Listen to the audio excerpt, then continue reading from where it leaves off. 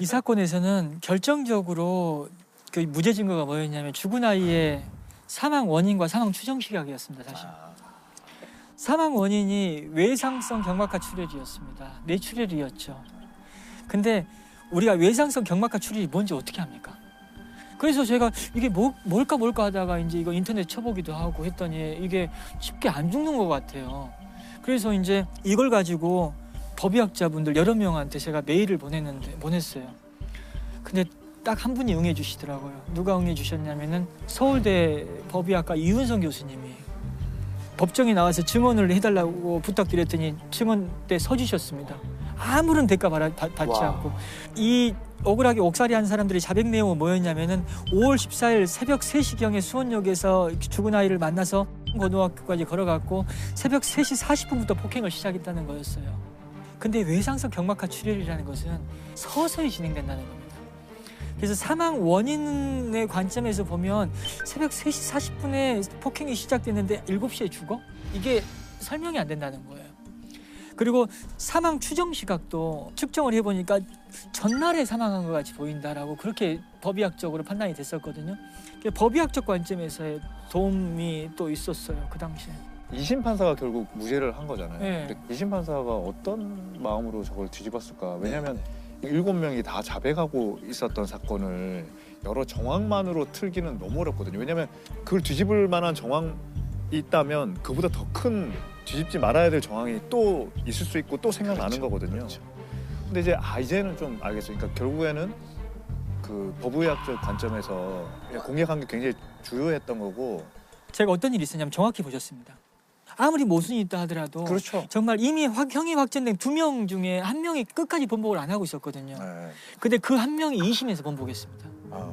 지적 장애가 있는 사람이었는데 벌금 200만 원 받고 끝난 사람이었어요. 그러니까 자기는 괜히 여기서 또 번복해버리면 따님이 빠져나갔는데. 네, 불이익이 있을 것 같아서 받고 뭐. 예, 그래서 번복을 안 했었어요. 제가 이 지적 장애가 있는 이 사람을 2심 법정에서 계속 추궁했어요.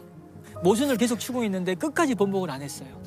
이렇게 어떤 식으로든 검사의 주장에 맞춰서 계속 진술을 하는 거예요. 그리고 이제 6시가 넘어가고 재판을 끝내야 되는 야, 상황이었습니다. 그럼 진짜 승산 없는데. 그때. 승산 없는 게임이었는데 재판장이 이제 조희대 부장판사였거든요. 그분이 대법관 하신 분인데 다 포기했어요. 저는 진짜 포기했는데 마지막에 그 나지막한 목소리로 편하게 직권신문을 했습니다. 나는 추궁을 하는 신문을 했거든요.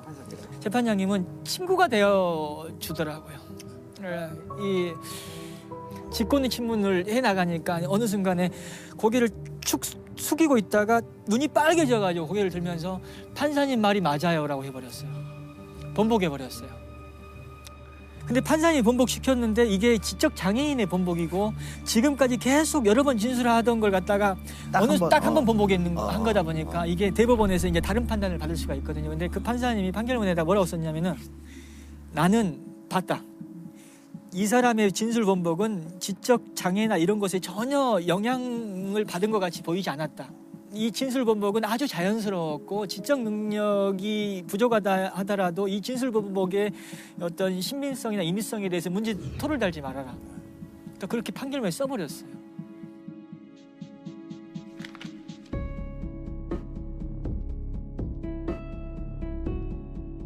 근데 대법원에서 딱 무죄로 확정 지었죠.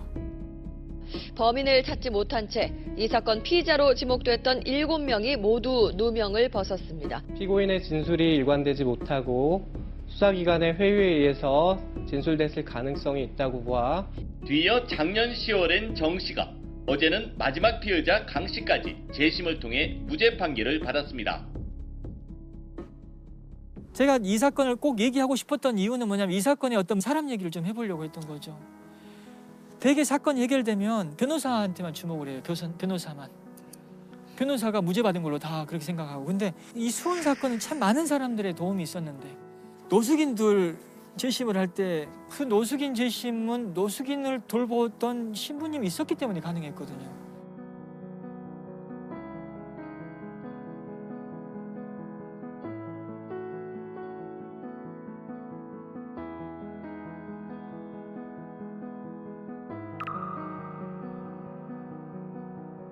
결국 다 사람이 하는 일입니다. 사람이 하는 일인데 누구를 주목하느냐에 따라서 누가 주인공이 되고 누구는 조연이 되고 그런 것이지 사실 수원 사건의 주인공은 사실 그분들이었습니다.